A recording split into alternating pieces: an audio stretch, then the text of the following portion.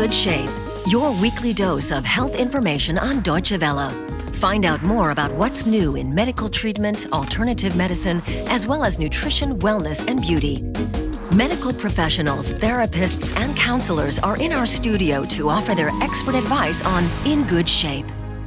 Joining me in the studio is Dr. Thorsten Onno Bender. He's an internist and a specialist in flight medicine here in Berlin. Welcome to the show, Dr. Bender. Nice to have you in the studio. Dr. Bender, who's most likely to suffer from motion sickness? First of all, thank you very much for inviting me to the show. Children up to 2 years of age, it's interesting they don't suffer from travel sickness. Then when they get older, 12 is the maximum of travel sickness, and then it decreases with age.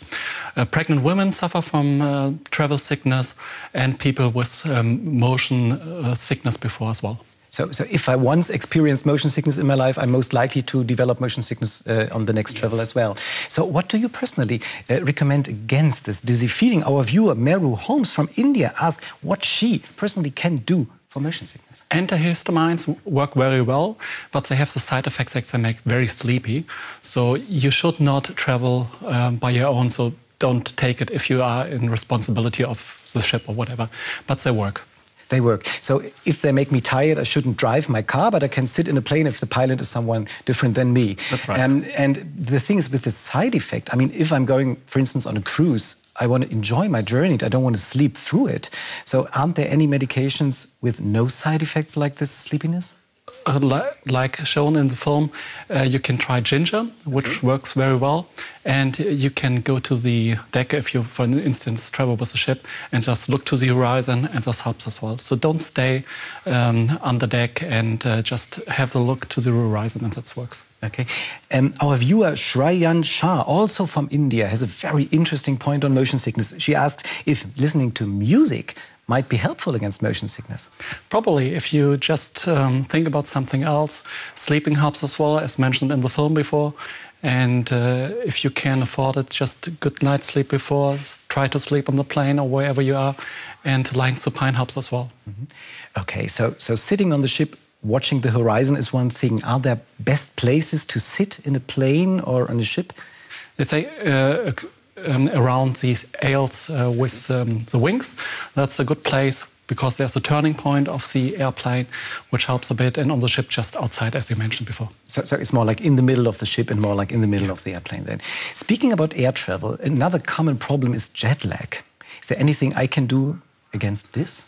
The most important thing is to have a good sleep hygiene. So try to sleep before, just try to sleep a bit on the flight, and then depending on which flight you are, so westwards or eastwards, 5 or 6 time zones, then try to go to the sunlight, do a little bit of exercise, do the sightseeing during the sun, and you can try medication like melatonin, which works as well. Oh, really? It works. And you just take it in the country when you land? Did you part the plane, or do you have to take it in advance, the melatonin? No, you just take it while it gets dark. So just half an hour before it gets dark, and then it helps you sleeping through. Okay, great. And is jet lag just something when traveling east to west and west to east, or is there jet lag like traveling from north to south as well? There's no particular jet lag. There's some kind of travel sickness which can happen, but you don't have jet lag if you go to east, to south or north. What kind of medications do you personally take with you on a trip? You should talk to your family doctor always and just have enough prescribed medications with you. So if you have arterial hypertension, take the drugs with you. And then I always put some drugs against diarrhea into my travel pharmacy, and something against pain, like a simple painkiller, paracetamol or something, and maybe an antibiotic, depending on where you want to fly to. Yeah. So would you suggest our viewers to go to the doctor and get a preventive antibiotic drug on a journey? Depending on where you want to travel and if you get something there or not. It's normally quite easy even to find a German or whatever English doctor somewhere all over the world, and he can prescribe you something. Where if you go to a big trip and somewhere to the jungle without nowhere, just get a prophylactic antibiotic. So if I go on a safari with no guidance at all, so I should just get some antibiotic drug, but if I'm still in civilization, I should go to the doctor in the country. Great, okay. So one of the problems you mentioned earlier is diarrhea. Are there any home remedies you can take against diarrhea, or is it really a drug you have to take? Yes, a drug works very sufficient, but you can take, of course, hot tea with a bit of sugar and maybe some salt, prescriptions, water, which are available in pharmacy all over the world, are helpful. Mm-hmm. And is there any way to prevent diarrhea? Our viewer Anam Judd from India asked, what is the best kind of food to eat on the trip to prevent diarrhea? So, like the old suggestion, peel it, boil it, or just forget it. So just try something which is very good boiled, and don't go to some street restaurants if you are not sure if they are safe. Don't drink tap water. Try to get water from the bottles if you don't feel safe about it. And it just doesn't happen to our Europeans going to foreign countries. Diarrhea happens to all those foreign countries going to Europe as well, isn't it? Yeah. It's true. Yeah, great. So you told me go to the doctor, get your prescription drugs. What about vaccines? Vaccines, you should have at least 4 to 8 weeks in advance to just talk to your family doctor if you need something.